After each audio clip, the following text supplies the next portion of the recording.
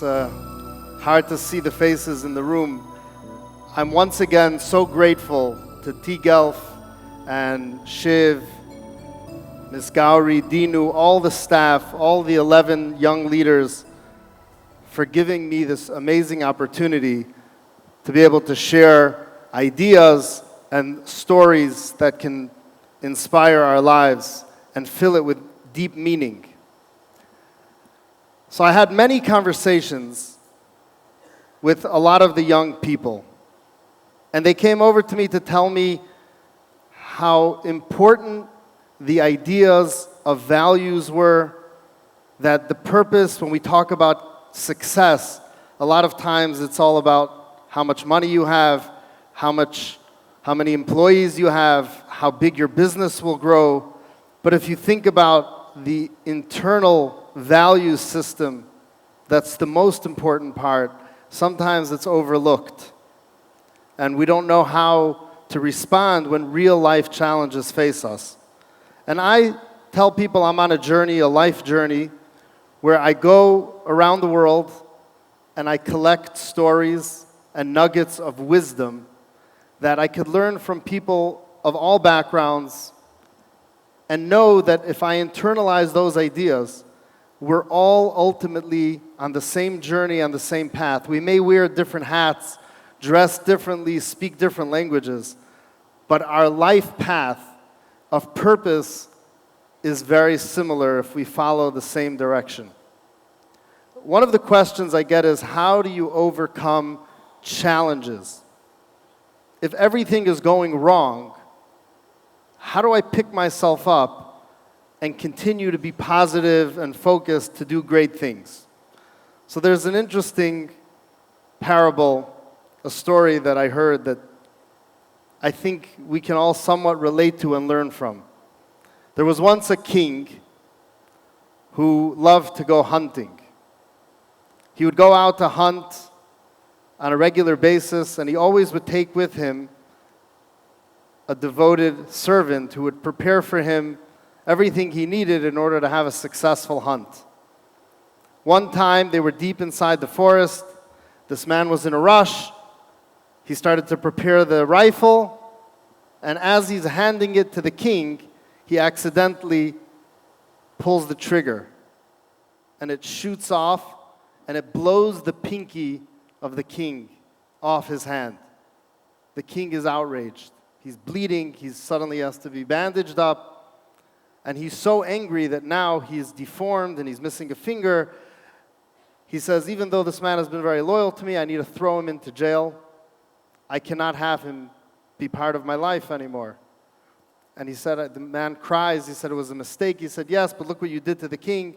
He locks him up in jail. He continues hunting with other people. He finds other ways to continue his enjoyment in life. 10 years later, the king is again out on a hunt. And what happens? A group of cannibals capture the king. And they say, okay, look at this strong, fit man.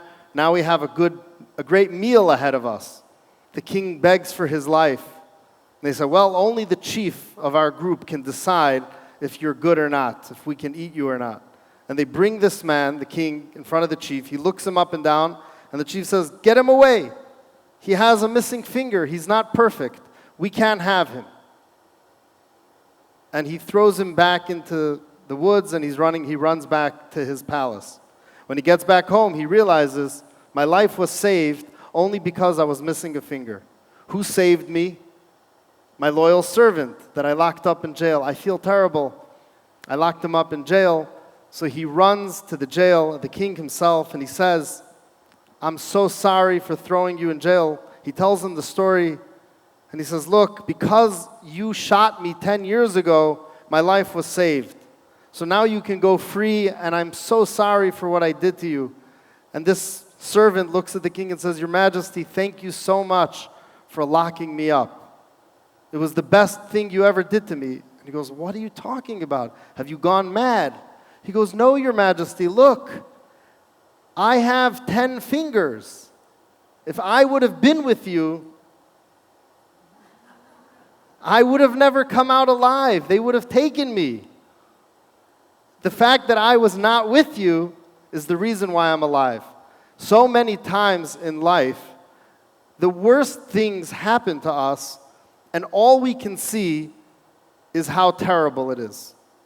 We could never see potentially that there's another opportunity that's behind this. And I'm not saying to take away from pain and suffering, because that is there. It's going to be. You can't change the fact that somebody got hurt.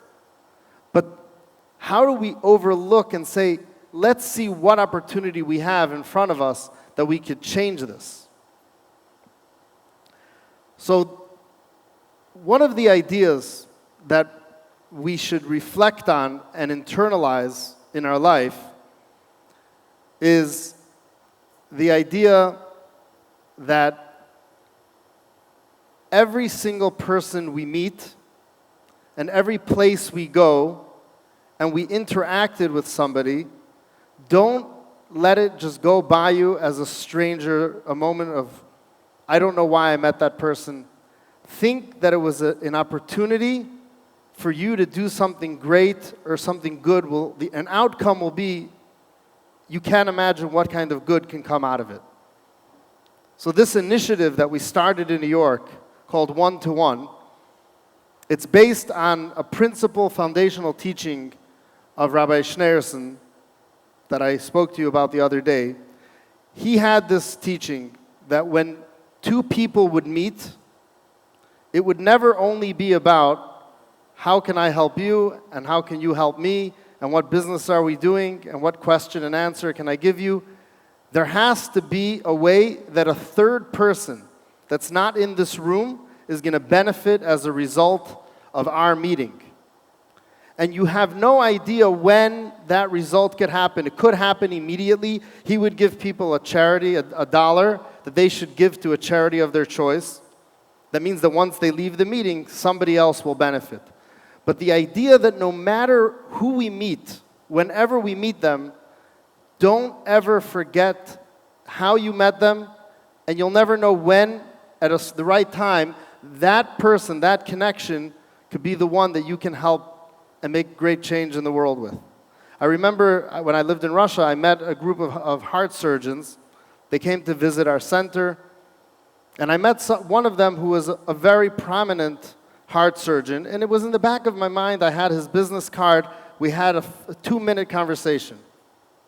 Many years later, it was almost 10 years later, there was somebody who needed a specific kind of heart surgery. And he asked me if I know a heart surgeon that has this specific field.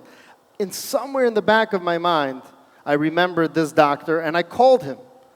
And he said, "Thank you so much for calling me. I've retired 10 years ago." He's 90 years old when I called him. He was already 80 when I met him, and he was 90. He said, "No one has asked me in many years for help because I've been retired. But thank you so much for asking me." And he said, my student is now the head of that hospital that he used to run, and he arranged the surgery for this man. This man's life was saved because I never forgot a potential encounter can benefit a third person. Think about this when you try again and again to do something and you do not achieve success. Think about the Chinese bamboo. Does anybody know what is unique about a Chinese bamboo? A Chinese bamboo is an amazing, powerful lesson that once you plant the seed in your head, it's going to be very hard to give up on opportunities that come to you in life and things that you work on very hard and you don't find success. So take a seed of a Chinese bamboo, plant it in the ground, and water it day 1, day 2, day 3.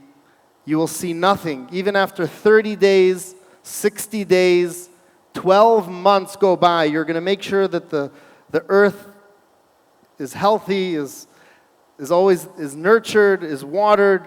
You're going to be taking care of that ground for 1 year, 2 years, 3 years, 4 years, 5 years go by. And you will see no results coming out of the ground.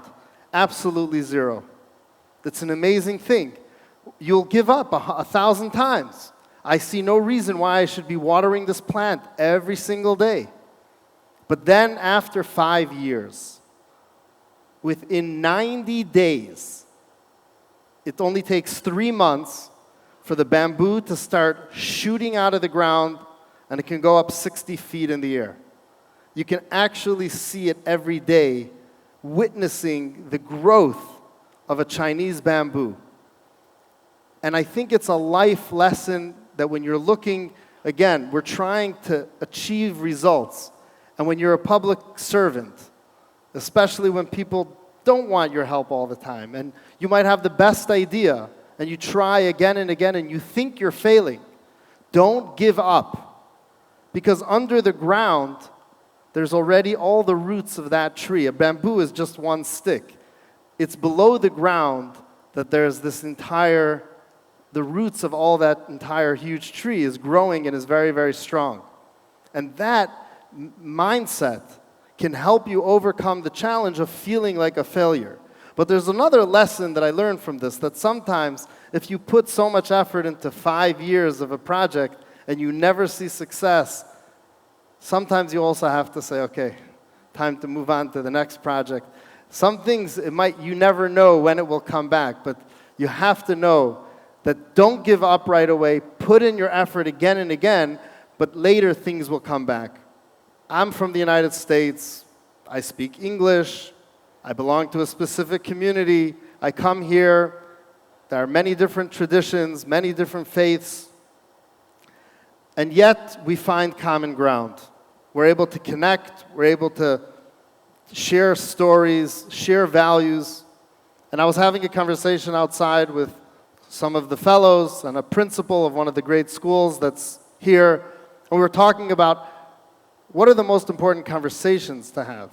When do we waste time is when we argue over issues that nobody is going to solve and everyone's going to stick to their way and they're not going to change their mind. So think about the Olympics that are going on right now. We have Olympic rings. There are certain things and ideas that we are not going to connect. We are not going to agree on. But think about where the links of the rings do connect. They're very small, but they're there. It's in those areas that we should be focusing on for major change. If we can work together on those areas that we'll all agree on, that it's universal in its application, then we should have no problem in applying the success. And what I'm finding in tGELF in the last few days is that there is something that is so needed and necessary in the world, and we are not doing it yet. What is that? We need a moral revolution. We need a revolution where young men and women will say, we live in a world where you have at your fingertips the possibility to transform the world for better. If you think about Mark Zuckerberg was a young man sitting in a university campus in Boston. He didn't have wealth. He didn't have an army. We have a general in the house. He wasn't able to command anybody. He didn't have power or influence, but he had an idea. And he set up a website. And he didn't ask anyone for permission. Actually, they wanted him to shut it down. And he put it up online. And suddenly, the world has a platform. Now, it's the biggest platform in the world that connects more than 1 billion people. But think about the power of what happened with this Facebook. It's not necessarily a good thing, because it's a neutral platform. It's a platform that if without values and without purpose, it could be used by monsters and evil people, or people that bully other people, or people that want to hurt other people, and it's used like that. It's very good that they have a filter system, but it's always going to be a neutral platform. But think about if we have an idea that's for the benefit of humanity, if it works for 100 people, Today with technology, you can make it transferable to billions of people. And that's what happened, for example, with Airbnb. That's an amazing company that helps people share their homes with other people and invite them in. If it worked well for 100 people, that's how the founders understood deeply that there was no roof on how this vision can grow. But in the end, it's still a commercial idea. It's a business. It's not young men and women saying we are going to be dedicated public servants that will build applications and platforms and companies that are literally to solve the world's problems. So really we have to begin inside our own small space. And if we can do that in our own small space, you'll be able to see the results. And a lot of the applications and the ideas that we saw, that you guys presented, I don't care if you won or you lost. You all were winners, and there's nothing that should stop you. Do it like the Chinese bamboo. Go out there with the vision that you had and with the teammates that you had. You are building the future that we all need. Going back on the idea of recognizing that when you meet somebody, it could change your life, it can make a difference in the world. I had many, many interesting opportunities where when I recognized that the power of meeting somebody in a random place can result in tremendous good for many, many, many years. I was attending a wedding in Monte Carlo in 2007. And when I finished praying at the synagogue, it was a Saturday, and I saw a lot of security surrounding the big hotel. And I asked people, what's going on here? What's the huge, I figured there was probably a big movie star or someone is there. They said, President Nelson Mandela is in the hotel. So suddenly my heart says, wow, I mean, Nelson Mandela, what are the chances in life that a young person from the United States can meet, potentially see Nelson Mandela? As an American, I always say that if you speak 3 languages, you're trilingual. If you speak 2 languages, you're bilingual. And if you speak 1 language, you're an American. We don't see the world, in all of its beauty for the cultures that is around the world. We see the American way. But if you go out to the world, you said, wow, here's a man that I have to meet. How am I going to do it? So I didn't even have an ID on me. And I walk up to the gate and I tell the security guard, I would like to meet President Mandela. And they laughed at me and said, who are you? I said, I'm the rabbi of Monte Carlo. There was no rabbi in Monte Carlo then. I was in the synagogue. I led the prayers, so I said, I'm the rabbi. And what do you want to do? I said, I want to bless him. I want to give him good wishes on the Sabbath. Okay, one security guard to the other. And they said, you can meet the president, you can give him your wishes, but leave. Don't spend more than a minute with him. I said, fine. I was so excited. They took me into the room. And he says, Rabbi, come sit, have lunch. I said, I came here to give you a blessing. And he thanked me. And he said, back in South Africa, I also have a rabbi. And his name is Rabbi Cyril Harris. And he always does exactly what you do. So I'm so thankful that you came to see me. I said, I have a question for you. I said, I want to know, when you sat in prison for all those years, did you ever compare yourself to Joseph in the Bible? Because Joseph, as you know, had every reason in the world to give up on life. I mean, his mother died when he was young. His brothers hated him and sold him into slavery. He was thrown into a jail. And what happens in the end? He becomes the happy man and the inspiration to others and ends up becoming the prime minister and the leader of Egypt. And he laughs and he tells me, Rabbi, in prison, I only had very few books. One of them was a Bible, and I knew the story very well.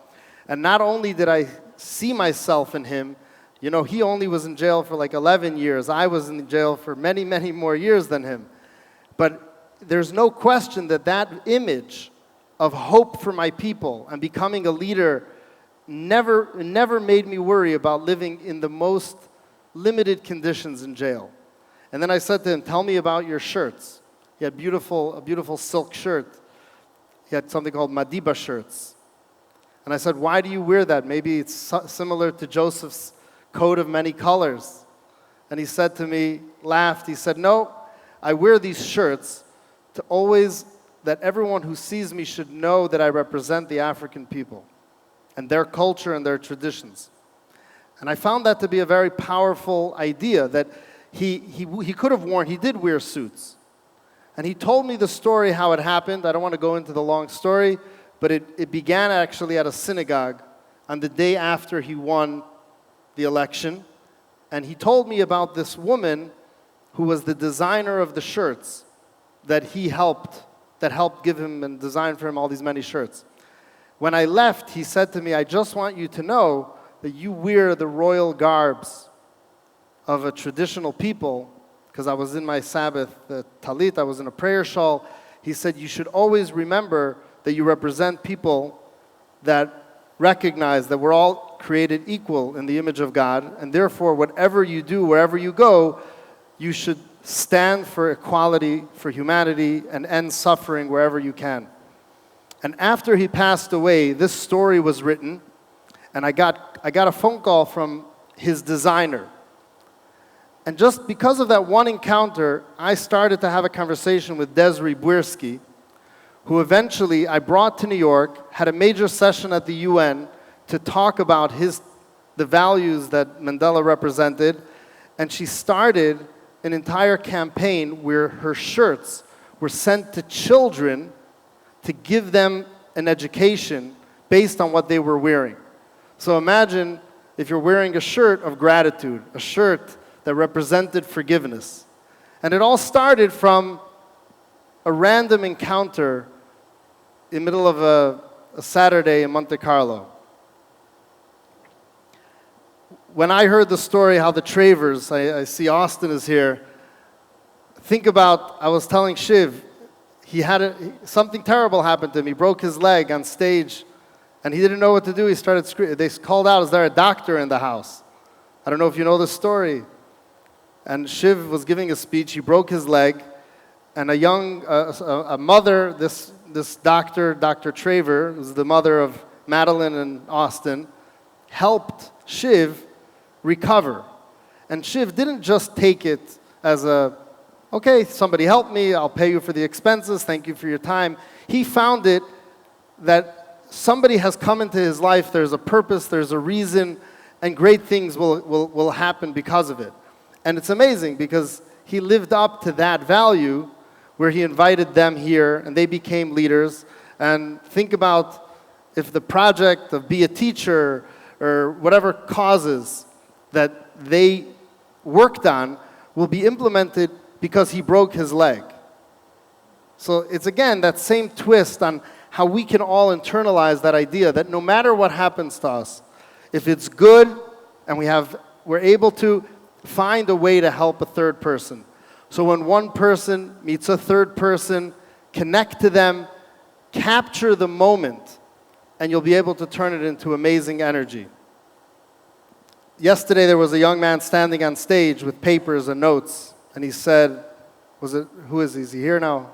I remember, what did he say? He said, I know that I don't have all my notes prepared, but imagine if I'm illiterate, I wouldn't even be able to read the notes.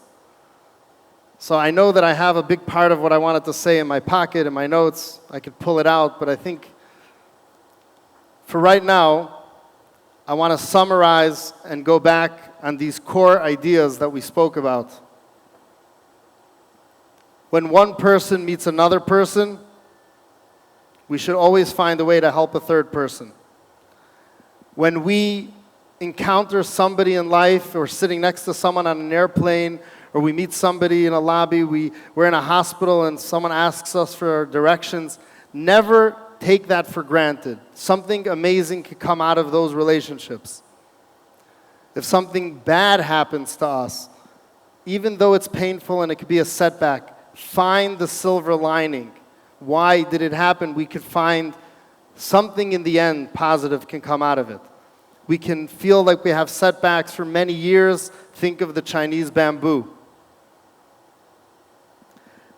And ultimately, if we follow a pattern of purpose and fill our lives every day, not about reaching higher on a ladder, but creating something that could never be taken away from us.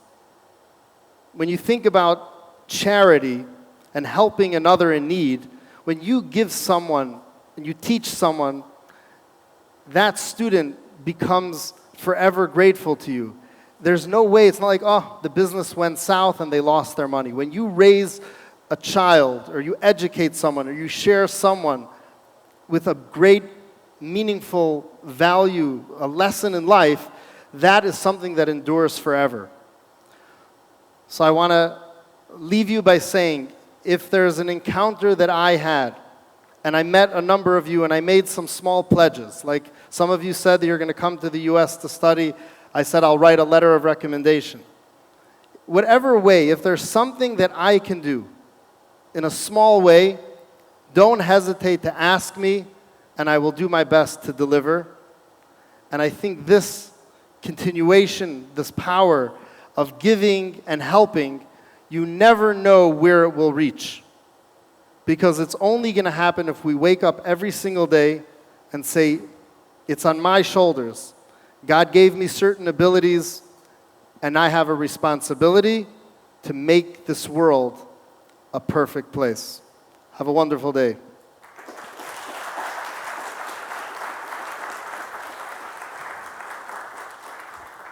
tGELF, leading the change.